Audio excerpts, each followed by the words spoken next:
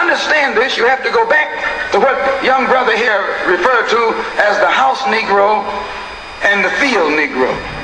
Back during slavery, there was two kinds of slaves. There was the house Negro and the field Negro. The house Negro, they lived in the house with master. They dressed pretty good.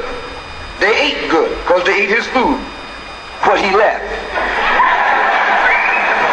They lived in the attic or the basement, but still they lived near their master. And they loved their master more than the master loved himself. They would give their life to save their master's house quicker than the master would. The house Negro, if the master said, we got a good house here, the house Negro say, yeah, we got a good house here. Whenever the master said we, he said we. That's how you can tell a house Negro.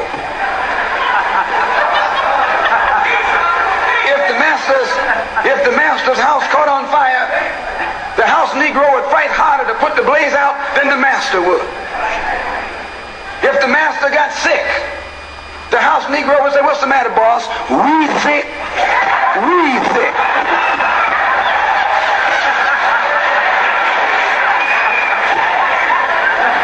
He identified himself with his master more than his master identified with himself.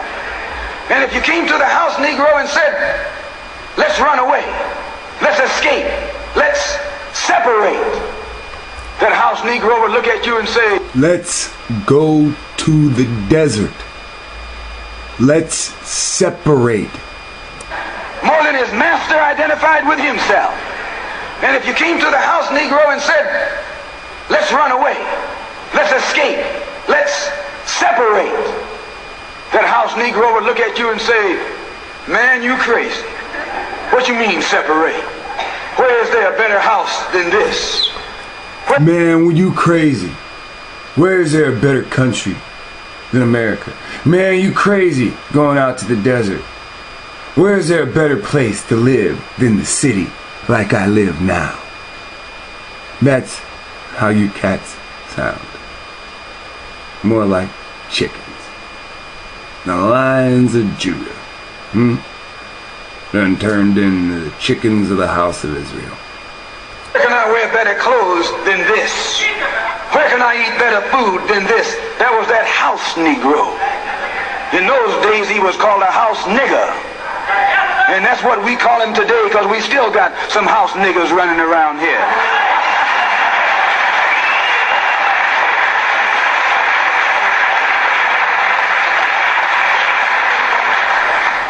This modern house Negro loves his master. He wants to live near him. He'll pay 3 times as much as the house is worth just to live near his master. And then brag about, I'm the only Negro out here.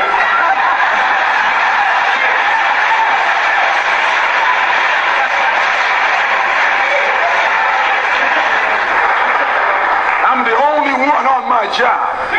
I'm the only one in this school. You nothing but a house Negro.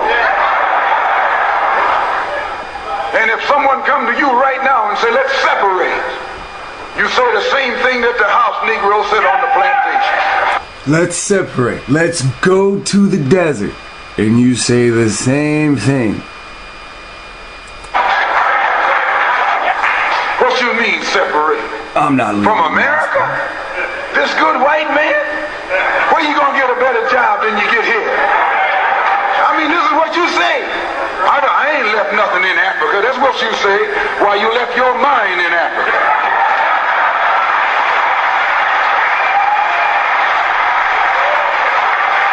That's how you think.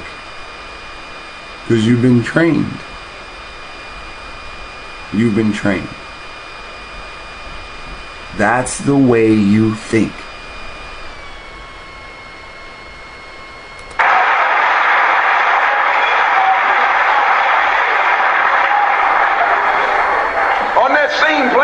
There was the field Negro. The field Negro, those were the masses. There was always more Negroes in the field than there was Negroes in the house. The Negro in the field caught hell. He ate leftovers. In the house, they ate high up on the hole. The Negro in the field didn't get nothing but what was left of the insides of the hog. They call them chitlins nowadays. In those days, they call them what they were, guts. That's what you were, a gut eater. And some of you all still gut eaters.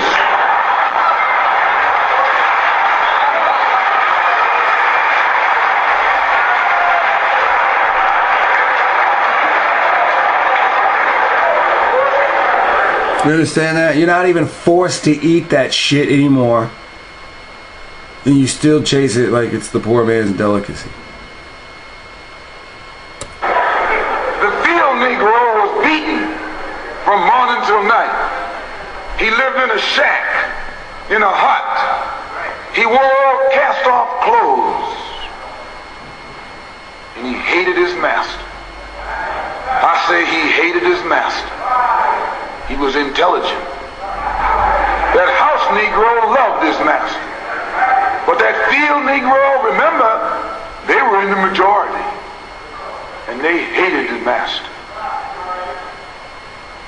When the house caught on fire, he didn't try and put it out. That field Negro prayed for a wind. For a breeze. When the master got sick, the field Negro prayed that he died. If someone come to the field Negro and said, let's separate, let's run, he didn't say, where are we going? He said, any place is better than here. Any place is better than here. How many of you sit there and say, where are we gonna go? It seems we have a country full of the descendants of house niggas. There are no field niggas anymore.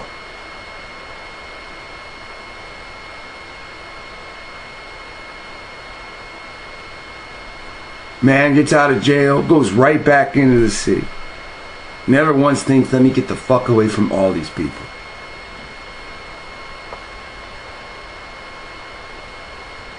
Let's separate, let's run. He didn't say, where are we going? He said, any place is better than here.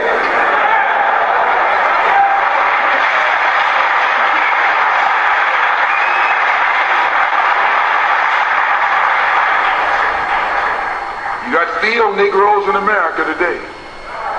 I'm a field Negro.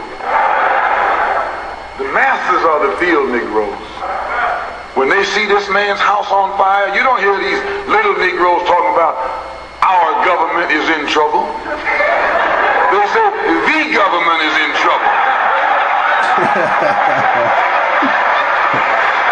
I'm a field Negro. You heard me each time in these videos. Imagine a Negro, our government. I even heard one say our astronauts. They won't even let him near the plant. And our astronauts, our Navy, that's a Negro that's out of his mind. Out of his fucking That's a mind. Negro that's out of his mind.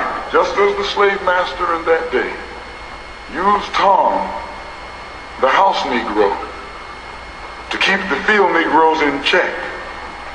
The same old slave master today has Negroes who are nothing but modern Uncle Toms, 20th century Uncle Toms, to keep you and me in check, keep us under control, keep us passive and peaceful in non-violence. That's Tom making you non-violent. It's like when you go to the dentist and the man is going to take your tooth. You're going to fight him when he starts pulling. So they squirt some stuff in your jaw called Novocaine to make you think they're not doing anything to you. So you sit there and because you got all that Novocaine in your jaw, you suffer peacefully.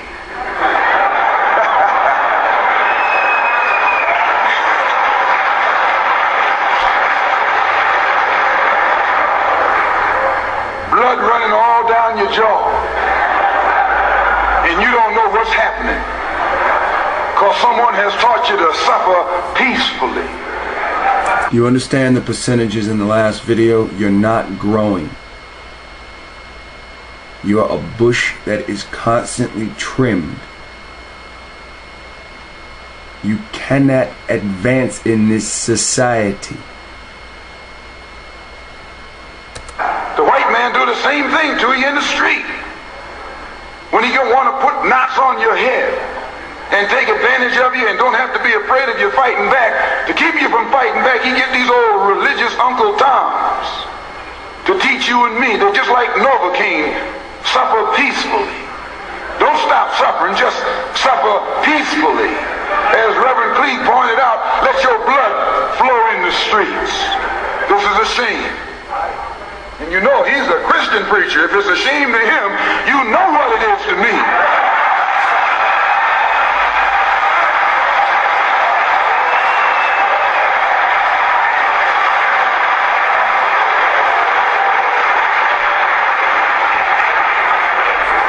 Nothing in our book, the Quran, as you call it Koran, teaches us to suffer peacefully.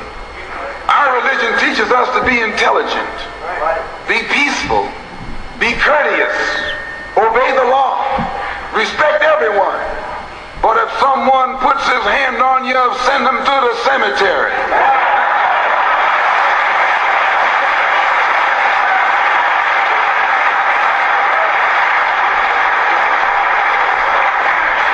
That's a good religion. In fact, that's that old-time religion.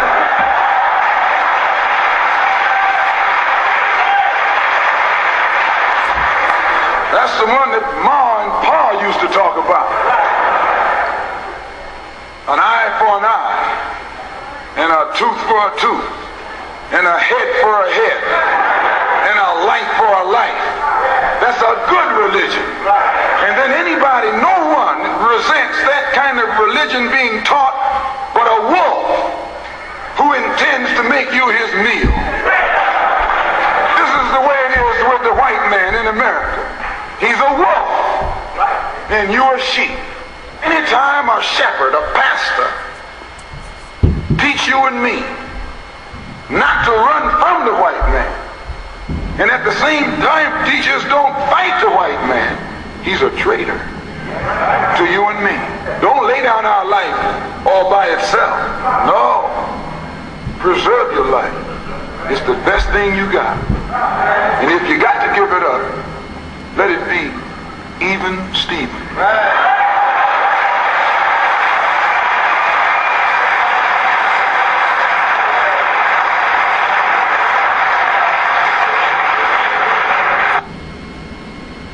That is Malcolm X. 10 minutes of the House Negro and the Field Negro.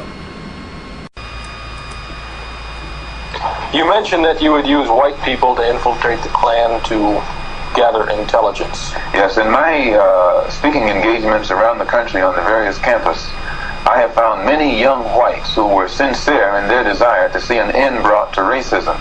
And many of them are now actively involved in SNCC and the nonviolent approach. But those same ones who are involved in the nonviolent approach would become involved in any approach that they thought would bring an end to racism. And I think that most whites as well as blacks can see that from experience in Mississippi and other parts of the South, the racist element there are too morally bankrupt to react in a positive way to the nonviolent approach. Could you trust a person who belonged to the group that you used to call the Blue-Eyed Devils with information? When I trust his information? When I referred to them as the Blue-Eyed Devils, I was speaking for Elijah Muhammad. When I referred to them as a race of devils, I was speaking then for Elijah Muhammad. And I don't speak for Elijah Muhammad today.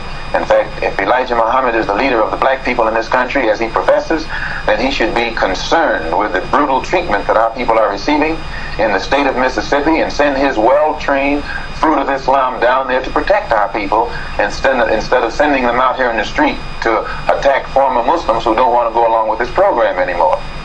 You would trust a white man's information, though? Well, I have gotten information from whites in the past, even while I was a member of the Black Muslim movement, that I found to be pretty authentic. Malcolm, what's your ultimate goal?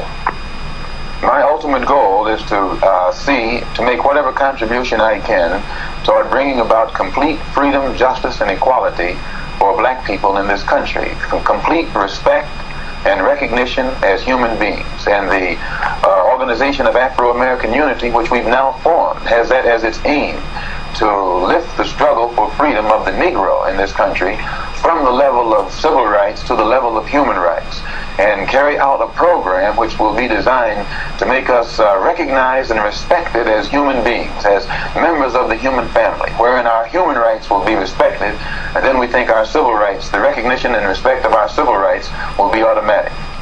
All right, Do you feel that... Okay, that was Malcolm X on the need for self-defense in guerrilla units. We're now going forward to Malcolm X, video title, Malcolm X Destroys MLK Lieutenants. Now listen close. Let me then introduce my guests. First, Wyatt T. Walker, Chief of Staff of the Southern Christian Leadership Conference and Executive Assistant to the Reverend Dr. Martin Luther King. Alan Morrison, New York Editor of Ebony Magazine. Malcolm X, Minister of Mosque Number 7 here in New York City, a leader in the Black Muslim Organization. And James Farmer, National Director of CORE, the Congress of Racial Equality. Well, as a follower of the Honorable Elijah Muhammad and a Muslim, we believe that Mr. Muhammad has been raised by God to separate the so-called Negroes in this country from our former slave master and to lead us to a land of our own where we can stand on our own feet and solve our own problems. And because we religiously believe that it is intended, it is part of God's plan to separate the former slave, so-called Negro, from the former slave master, the American white man, we also believe that every effort to force integration upon the white man, or to force the so-called Negro into the white society, is actually in direct and divine opposition to God, and will meet with bloodshed and destruction, and no progress or benefit either to the so-called Negro or to the white man in this country. I think perhaps we're going to turn to Malcolm X, who wanted to comment on that. Let me start that again. James Farmer, National Director of CORE, the Congress of Racial Equality. Well, as a follower of the Honorable Elijah Muhammad and a Muslim, we believe that Mr. Muhammad has been raised by God to separate the so-called Negroes in this country from our former slave master and to lead us to a land of our own where we can stand on our own feet and solve our own problems. And because we religiously believe that it is intended, it is part of God's plan to separate the former slave, so-called Negro, from the former slave master, the American white man, we also believe that every effort to force integration upon the white man, or to force the so-called Negro into the white society, is actually in direct and divine opposition to God, and will meet with bloodshed and destruction, and no progress or benefit either to the so-called Negro or to the white man in this country. Now, you've seen the white man has prospered, and there's absolutely no progress for you.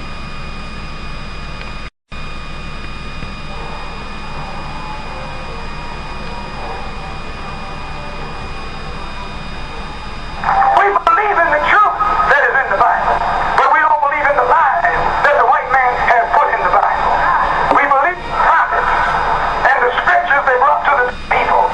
We believe in the resurrection of the dead, not in the physical resurrection, but in mental resurrection.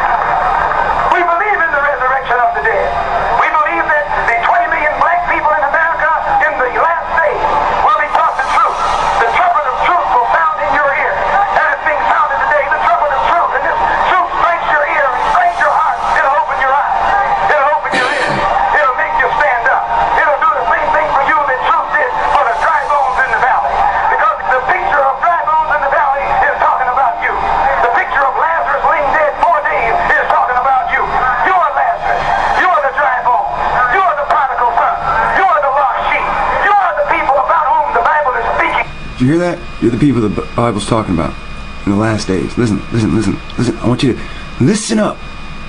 This shit don't happen. Valley of Dry Bones ain't in your neighborhood. That's the desert.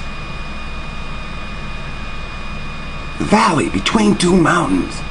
Valley of Dry Bones. You are the dry bones. You are the prodigal son. You are the lost sheep. You are the people about whom the Bible is speaking, who will stand up in the last day when the trumpet is sound. Black people are waking up. Black people are standing up. Black people are rising up, and they're throwing back. We believe we are the people of God's choice. That's what we believe. We believe we're the chosen people. We don't believe Jews are the chosen people. We don't believe Jews are the ones going to the promised land. We don't think Jews are a part of God. No, Jews are nothing but another part of that same race of devils that come out of Europe. They didn't even come out of the Holy Land. They come out of the caves of Europe. Furthermore, we believe we are the people of God's choice. As it is written that God would choose the rejected and despised. And we can find no other person fitting this description in these last days more than the so-called Negroes in America. We believe in the resurrection of the righteous. We believe in the judgment. We believe this first judgment will take place as God revealed right here in America. The judgment will take place in America. The resurrection will take place in America. The judgment will take place in America. The separation will take place in America. And the destruction will take place in America. Where in the hell can you separate from them in America? The only place they don't like it is in the desert. Because there's no shade.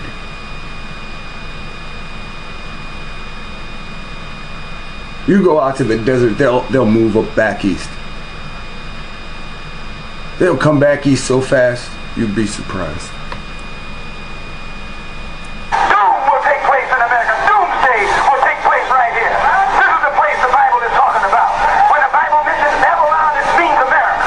When the Bible mentions Sodom and Gomorrah, that's America. When the Bible mentions Egypt, that's America. This is Rome. This is Babylon.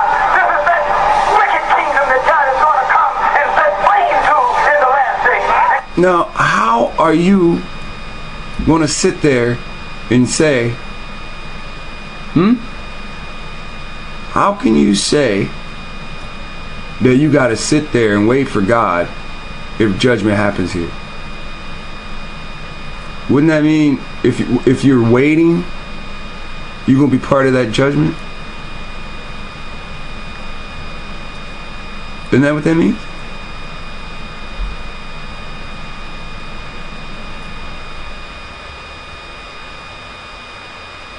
Deuteronomy 28 and 68. Hey, how about we go a little bit further, and instead we'll go to Deuteronomy .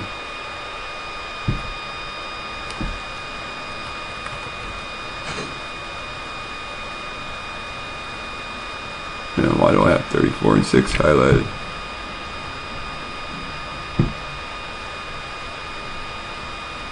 Look at that. And he buried him in Moab. So let's just look at Deuteronomy 34.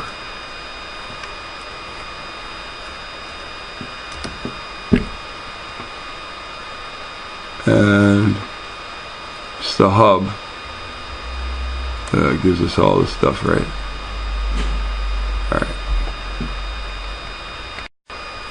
Something that's incidental about him. One of his incidental characteristics.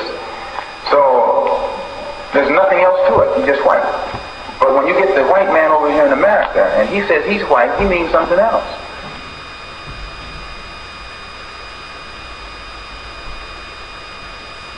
All he's doing is using an adjective to describe something that's incidental about him. One of his incidental characteristics.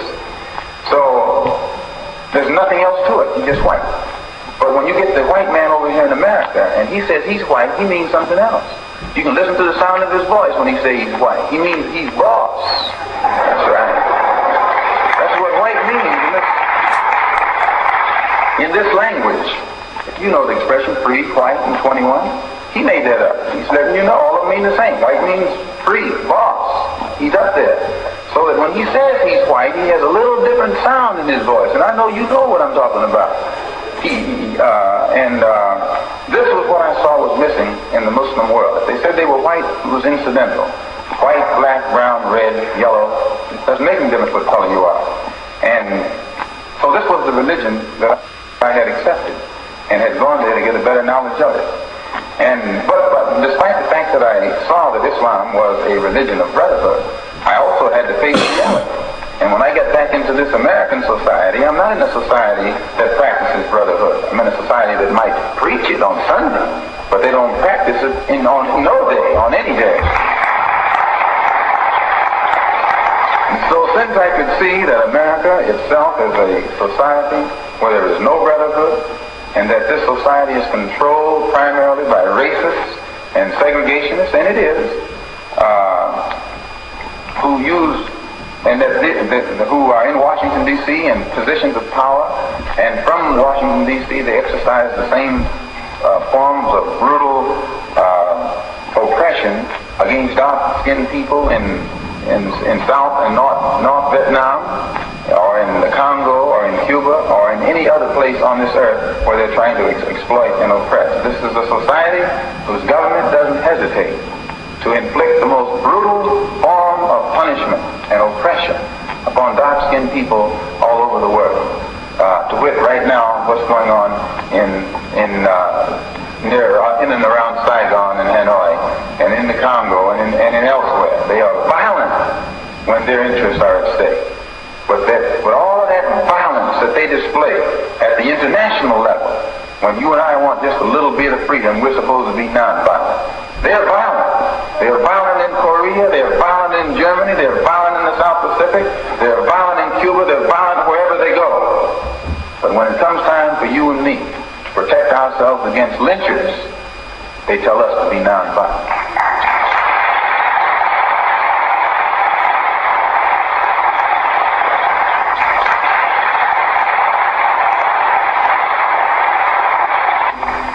That's a shame, because we get tricked into being nonviolent. And when somebody stands up and talks like I just did, they say, well, he's advocating violence. Isn't that what they say? Every time you pick up your newspaper, you hear where one of these things has written into it that I'm advocating violence. And I have never advocated any violence. I've only said that black people who are the victims of organized violence perpetrated upon us by the Klan, the Citizens Council, and many other forms, we should defend ourselves. And when I say that we should defend ourselves against the violence of others, they use their press skillfully to make the world think that I'm calling on violence, period. And I wouldn't call on anybody to be violent without a cause.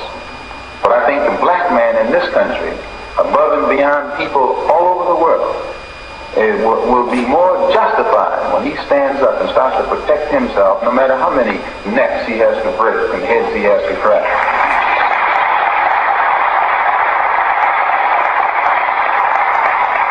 I saw in the paper where on the television where they took this black woman down in Selma, Alabama, and knocked her right down on the ground, dragging her down the street. You saw it. You're trying to pretend like you didn't see it because you knew you should have done something about it and didn't. It showed the sheriff and his henchmen throwing this black woman on the ground, and Negro men standing around doing nothing about it, saying, well, let's overcome them with our capacity to love. What kind of phrase is that? Overcome them with our capacity to love. And then it disgraces the rest of us, because all over the world the picture is flashed showing a black woman with some white brutes with their knees on her, holding her down, and full-grown black men standing around watching it. Why, you are lucky they let you stay on earth, much less stay in the country. When I saw it, I dispatched a wire to Rockwell. Rockwell was one of the agitators down there. Rockwell, this Lincoln Rockwell. And the wire said, in essence, that this is to warn him that I am no longer held in check from fighting white supremacists by Elijah Muhammad's separatist black Muslim movement, and that if Rockwell's presence in Alabama causes harm to come to Dr. King or any other black person in Alabama who's doing nothing other than trying to enjoy their rights, then Rockwell and his Ku Klux Klan friends would be met with maximum retaliation from those of us who are not handcuffed by this nonviolent philosophy.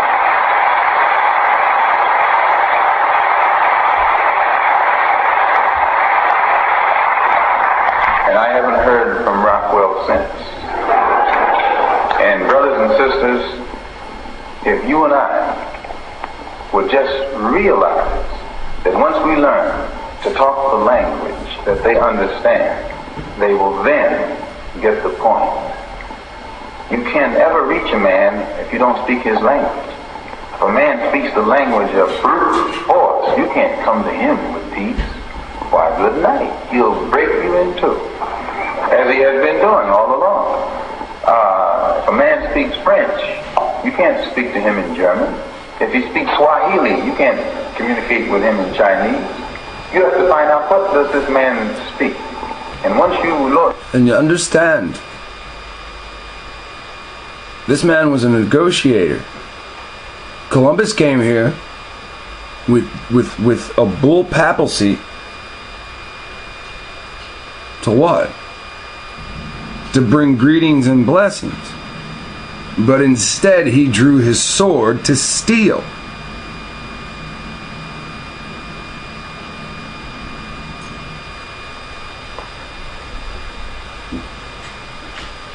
Every time anybody tries to show you guys the truth, you refuse to believe it.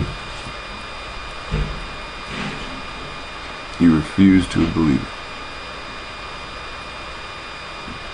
Know his language, learn how to speak his language. And he'll get the point. There'll be some dialogue, some communication, and some understanding will be developed. And you've been in this country long enough to know the language the Klan speaks. They only know one language. And what you and I have to start doing in 1965, that's what you have to do, because most of us already been doing it, is start learning a new language. Learn the language that they understand. And then when they come upon our doorstep to talk, we can talk.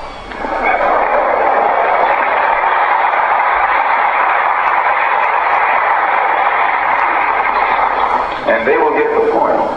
There'll be a dialogue. See, he said when they come on our doorstep, this isn't to go out and seek them under these circumstances. We need to leave and separate ourselves from them. They have issues with that. They will follow to try to say, no, you can't do this. There'll be some communication, and I'm quite certain there will then be some understanding. Why? Because the Klan is a cowardly outfit. They have perfected the art of making Negroes be afraid. And as long as the Negroes are afraid, the Klan is safe. But the Klan itself is coward. They never come, one of them never come after one of you. They all come together. Sure, they're scared of you.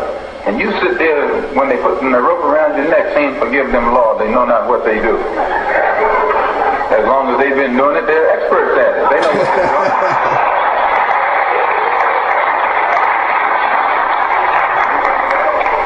No, since the federal government has shown that it isn't going to do anything about it, but talk, then it is a duty. It's your and my duty. As men, as human beings, it's our duty to our people to organize ourselves and let the government know that if they don't stop that Klan, we'll stop it ourselves. And then you'll see the government start doing something about it.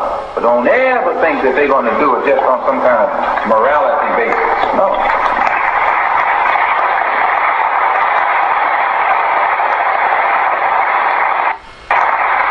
So I don't believe in violence. That's why I want to stop it.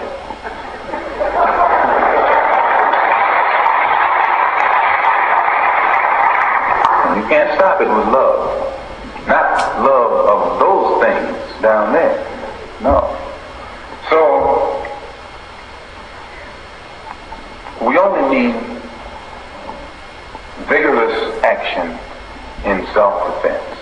And that vigorous action, we feel, we're justified in initiating by any means necessary. Now the press behind it, they call us and violence in reverse. This is how they psycho you. They make you think that if you try to stop the Klan from lynching you, you're practicing violence in reverse. Pick up on this. I hear a lot of you all parrot what the man says. You say, well, I don't want to be a Ku Klux Klan in reverse. Well, you should. If a criminal comes to rob your house, brother, with his gun, just because he got a gun and he's robbing your house, and he's a robber, it doesn't make you a robber because you grab your gun and run him out. No. See, the man is using some tricky logic on you. And he has absolutely got a Ku Klux Klan outfit that goes through the country frightening black people. Now, I say that it's time for black people to put together the type of action, the unit that is necessary to pull the sheet off of them so they won't be frightening black people any longer. That's all. And when we say this, the press calls us racists in reverse. Don't struggle only within the ground rules that the people you're struggling against has laid down. Why? This is insane. But it shows you how they can do. They make with skillful manipulating of the press, they're able to make the victim look like a criminal and the criminal look like the victim. Right now, in New York, we had a couple cases where police grabbed the brother and beat him unmercifully, and then charged him with assaulting them. They use the press to make it look like he's the criminal and they're the victim. This is how they do it. And if you study how they do it here, then you'll know how they do it over here. It's the same game going all the time. And if you and I don't awaken and see what this man is doing to us, then it'll be too late. They may have the gas ovens already built before you realize that they're hot. They already have the FEMA camps built. Okay, so go a little bit further. One of the shrewd ways that they use the press to project us in the eye or image of criminals, they take statistics. And with the press, they feed these statistics to the public, primarily the white public. Because there are some well-meaning persons in the white public as well as bad-meaning persons in the white public. And whatever the government is going to do, it always wants the public on its side. And whether it's the local government, state government, federal government. So they use the press to create images. And at the local level, they'll create an image by feeding statistics to the press, through the press, showing the high crime rate in the Negro community. And as soon as this high crime rate is emphasized through the press, then people begin to look upon the Negro community as a community of criminals. And then any Negro in the community can be stopped in the street, put your hands up, and they pat you down. You might be a doctor, a lawyer, a preacher, or some other kind of Uncle Tom. And they... You understand, he said this in the 60s, and this is exactly what's been incorporated, stop and frisk, stop and search on minorities. He said this in the 60s.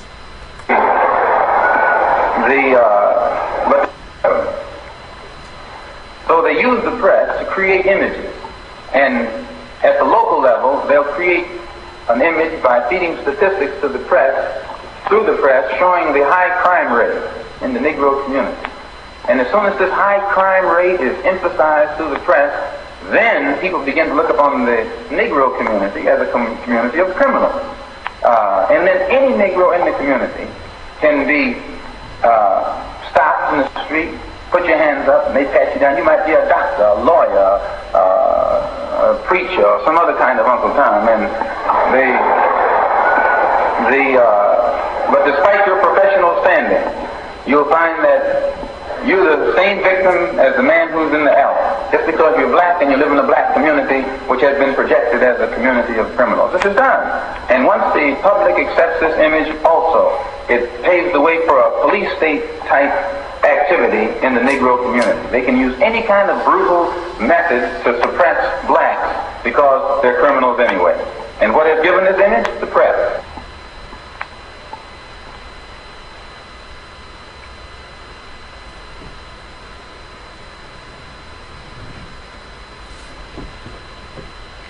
Right. Says the media's the most powerful entity on the earth. The prince of the air. The prince of the airways.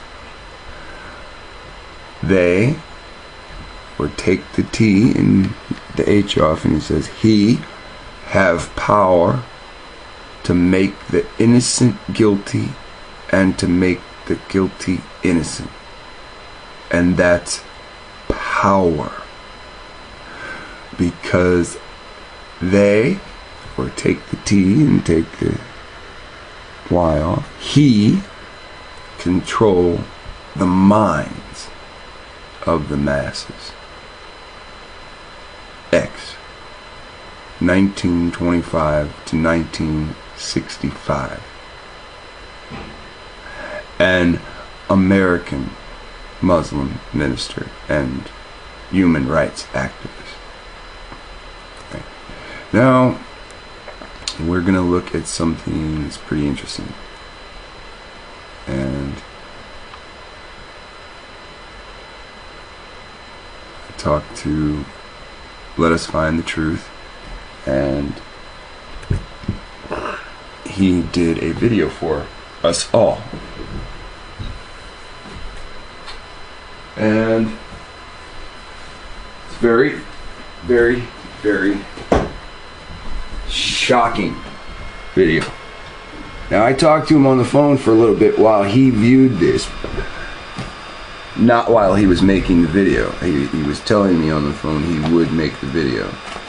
So when I talked to him on the phone, I could not view what he was viewing that encouraged him to say, oh, I'm gonna make this video so everybody can see. You know,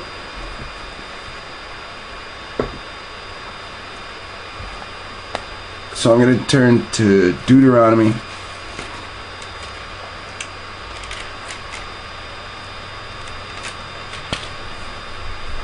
34, because this is what I asked him to turn to. Alright, now let's look at Deuteronomy 34, and we'll go to 34:1.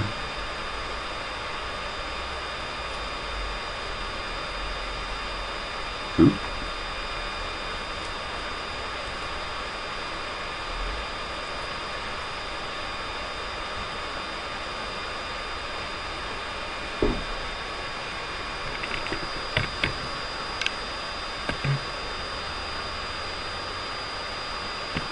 Now, I want you to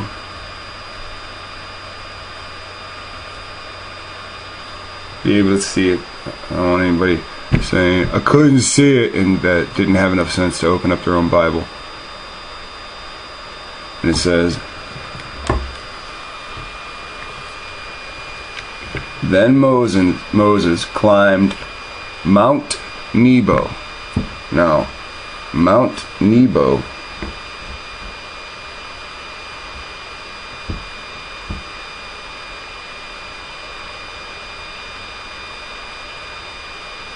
let's go to King James Version first. Then Moses went up from the plains of Moab unto the mountain of Nebo, to the top of Pisgah, that is over against Jericho. And the Lord showed him the land of Gilead unto Dan. Now, I want you to watch this.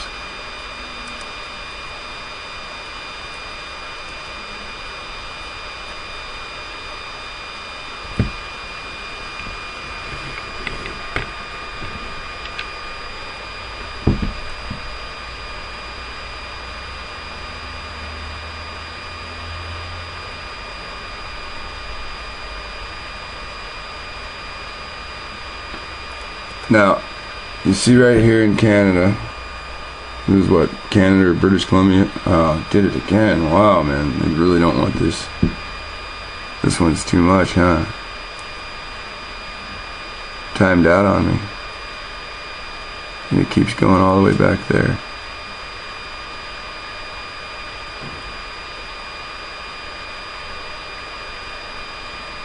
Okay.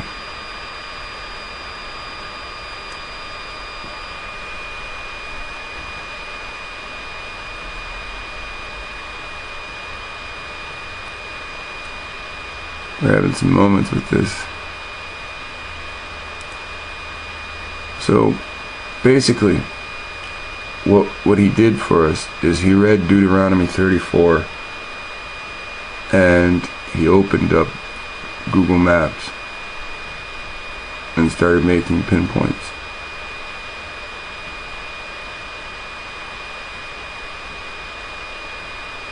Now, this is a mountain called Mount Seir, or if you look, it's basically a mountain range that goes all the way down.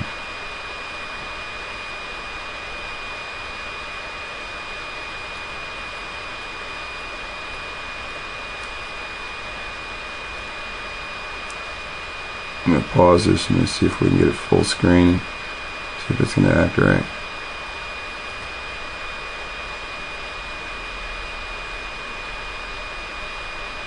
Now right here, you can see it says Pisgah, Mount Nebo, Jericho, Utah. Now there's a Jericho in Utah. There's a Mount Seir in Utah. Moab Valley.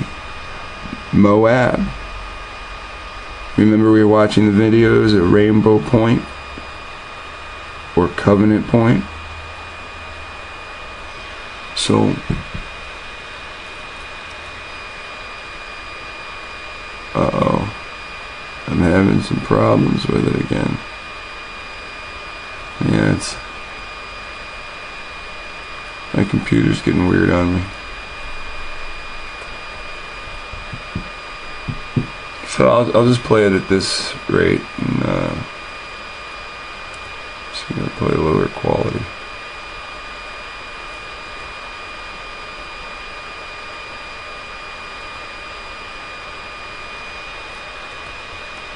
Oh.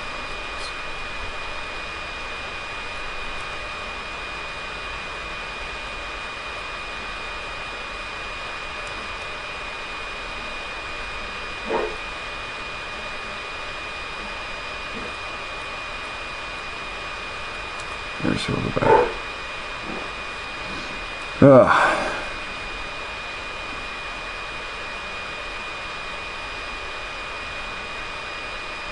Now we'll get back to Utah. So he goes down.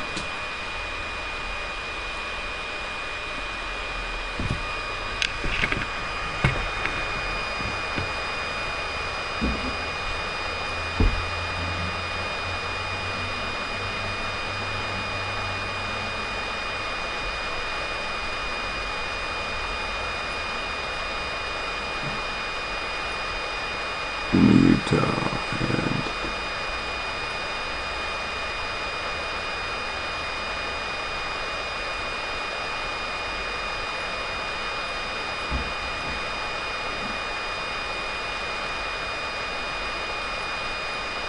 we see Mount Pisgah. It's here.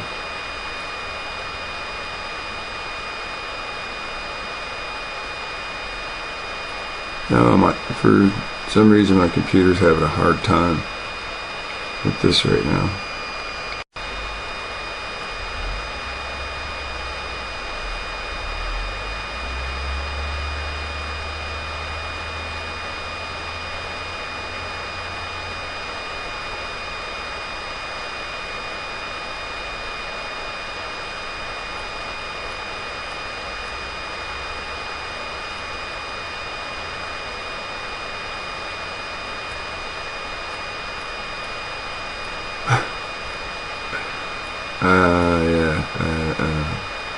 It's great. Well, whatever reason, it's not playing right.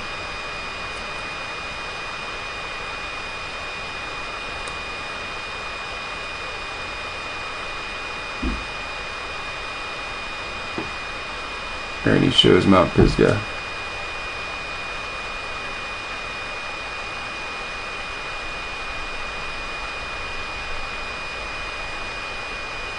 That is over against Jericho.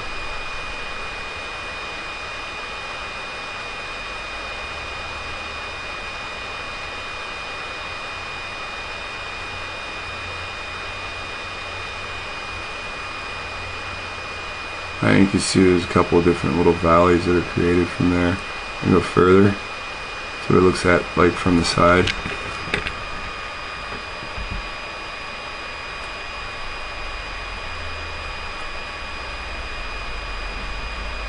Now,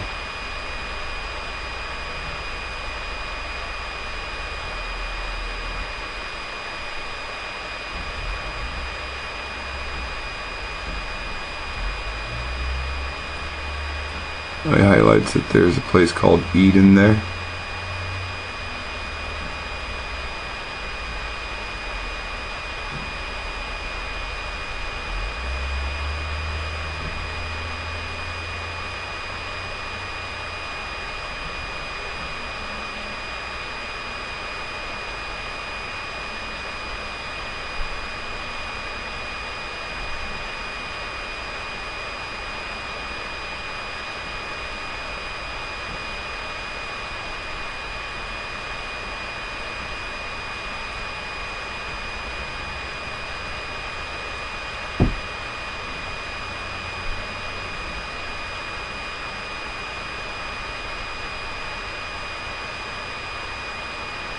Mount Pisgah's there, and Mount Nebo's here.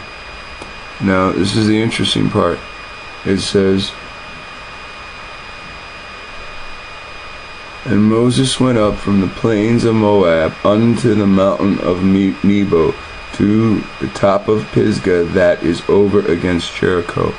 And here you have Jericho in Utah. And again, I know it's hard to see things on my screen, so it's called Mapping Things Out, and the author is Let Us Find the Truth. As you read further the cities, it gets more and more interesting. It shows you. Jericho is relatively close to Mount Nebo. It zooms in on Mount Nebo. It shows you what the terrain looks like.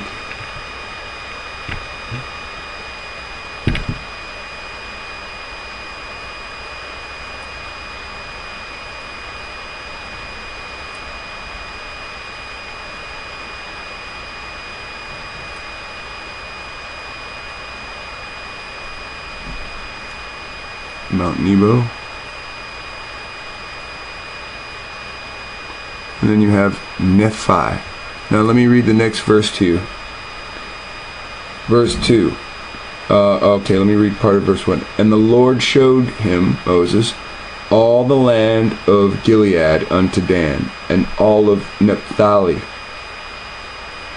and the land of Ephraim, and Manasseh, and the land of Judah, unto the utmost sea, unto the farthest sea. So, the first thing we have right here is Nephi. And it's an E instead of a A.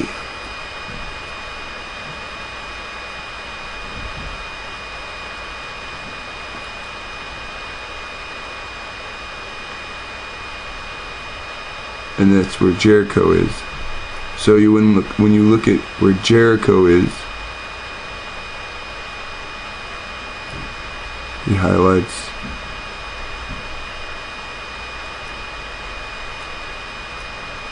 now when this Bible says it's up against,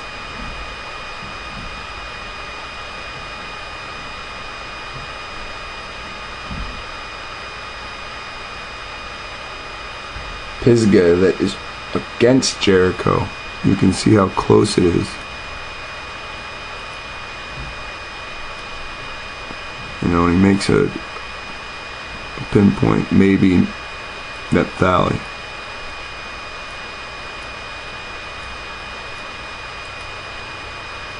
Shows you the museum in the city.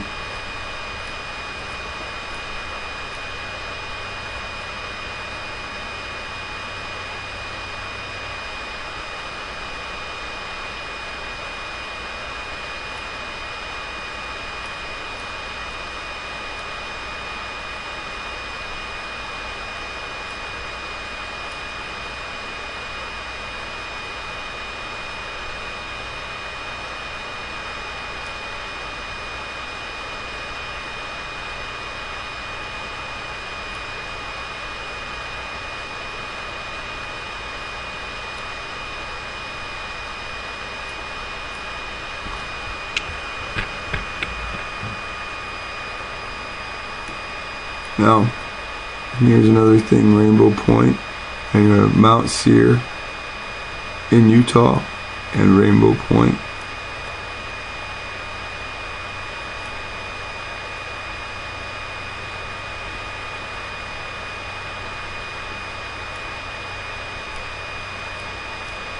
Now down here, the Moab Desert extends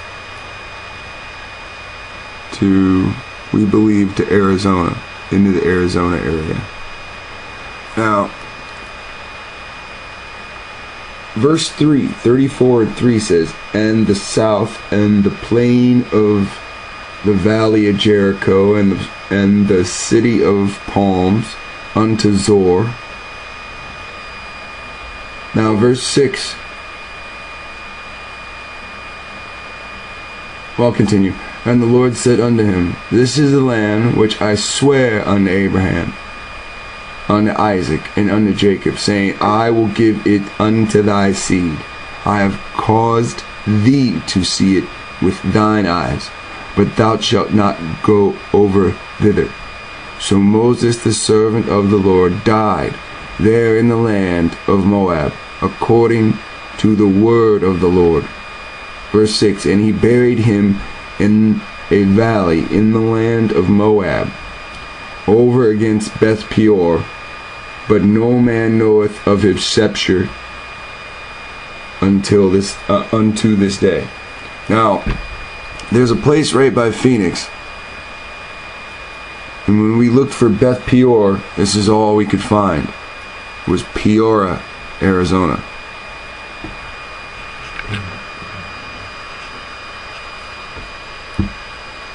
And this is all Brother Edward could find.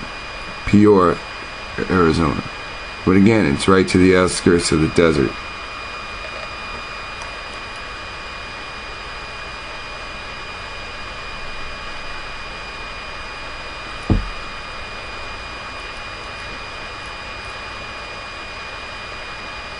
So you have Bashan is brought up somewhere. And you have Bashan right here. Alright, so if you think that, you know, the Mormons just, you know, went around naming everything after the Bible, you know, that's your opinion. You know, but I believe these names existed here before they came. And they knew if they changed them, they'd never remember. You know, so... Look, you have a Mount Seir also down here. You have a Bashan down here.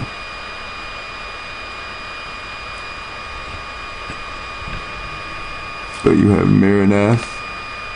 You have Mount Seir here. You might have Mount Seir here. So see, Mount Seir seems to be like maybe the elevation of a particular mountain range.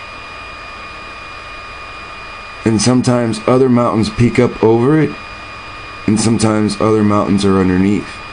But Mount Seir isn't one mountain, it's a mountain on this mountain range that goes all the way up towards Alaska. Now you have Muslim something here. Islam arrived, Muslims here, natural disasters, flooding. So he's got some different things highlighted. It's pretty interesting. And you have Picard right here.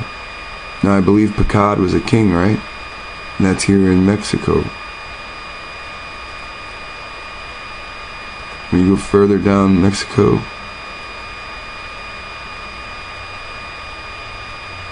you have Naphtali.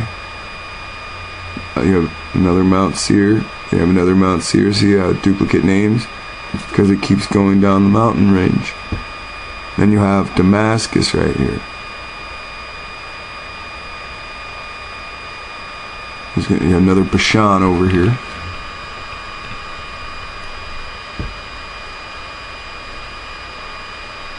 So there's a lot of interesting things. A lot of biblical names of places over here.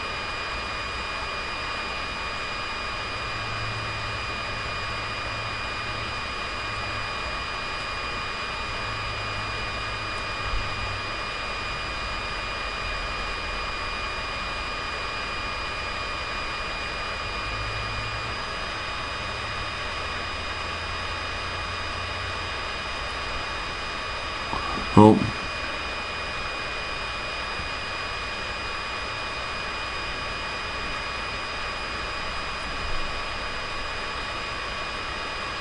And when you go up to these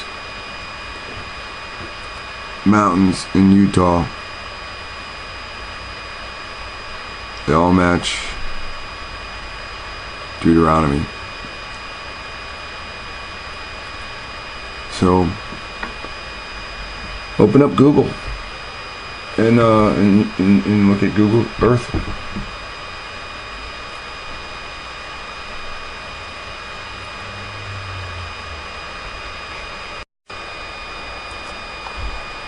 To understand this, you have to go back to what young brother here referred to as the house Negro and the field Negro. Back during slavery, there was two kinds of slaves. There was the house Negro and the field Negro. The house Negro, they lived in the house with master. They dressed pretty good. They ate good because they ate his food, what he left. They lived in the attic or the basement, but still they lived near their master. And they loved their master more than the master loved himself. They would give their life to save their master's house quicker than the master would. The house Negro, if the master said, we got a good house here, the house Negro say, yeah, we got a good house here. Whenever the master said we, he said we. That's how you can tell a house Negro.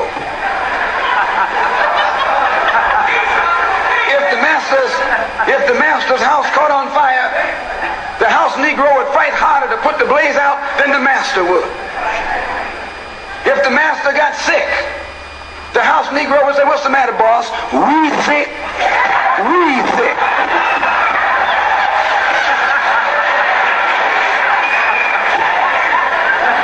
He identified himself with his master more than his master identified with himself. And if you came to the house Negro and said, let's run away, let's escape, let's separate, that house Negro would look at you and say,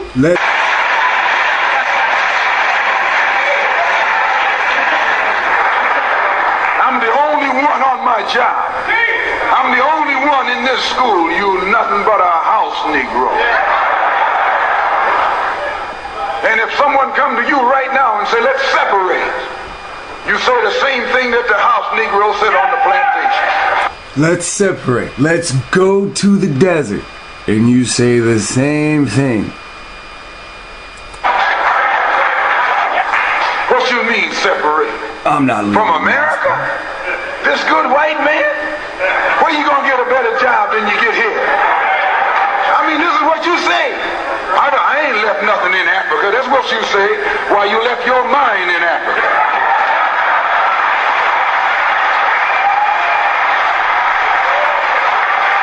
That's how you think. Because you've been trained. You've been trained. That's the way you think.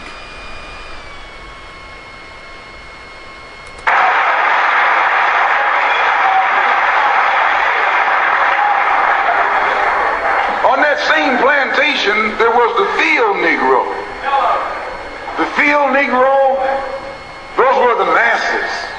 There was always more Negroes in the field than there was Negroes in the house.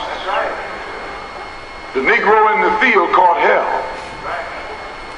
He ate leftovers. If someone come to the field Negro and said, let's separate, let's run, he didn't say, where are we going? He said, any place is better than here. Any place is better than here. How many of you sit there and say, where are we gonna go? It seems we have a country full of the descendants of house niggas. There are no field niggas anymore.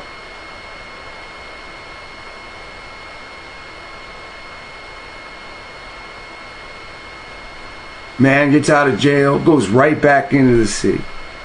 Never once thinks, let me get the fuck away from all these people.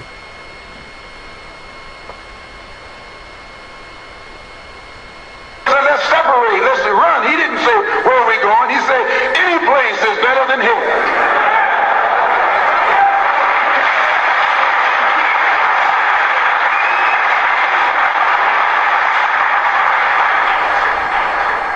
You got field Negroes in America today. I'm a field Negro.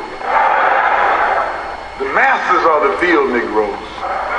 When they see this man's house on fire, you don't hear these little Negroes talking about our government is in trouble. They say the government is in trouble. I'm a field Negro. You heard me each time in these videos. Imagine in the house they ate high up on the hog. The Negro in the field didn't get nothing but what was left of the insides of the hog. They call them chitlins nowadays. In those days they call them what they were, guts. That's what you were, a gut eater. And some of you all still gut eaters.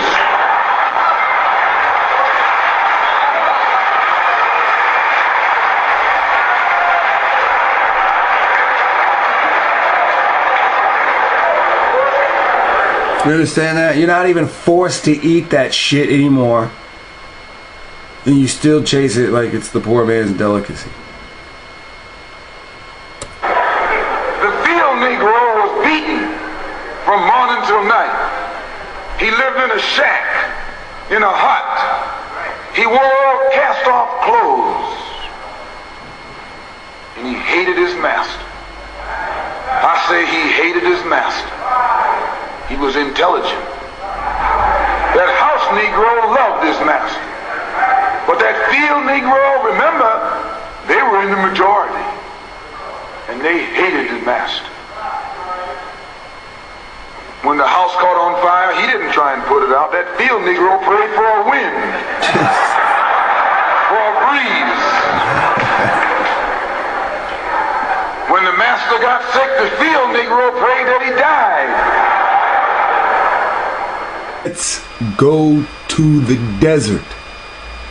Let's separate.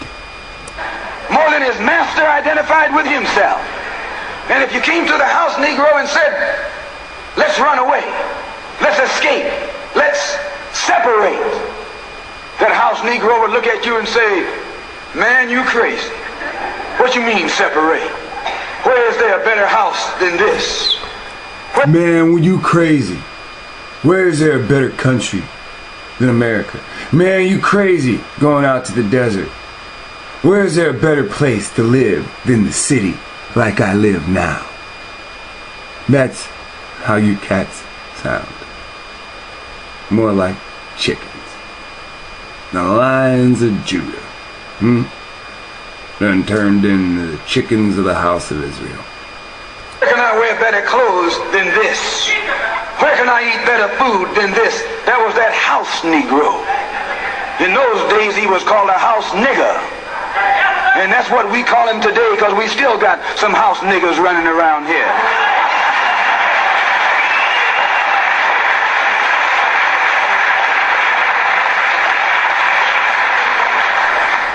This modern house Negro loves his master. He wants to live near him. He'll pay 3 times as much as the house is worth just to live near his master.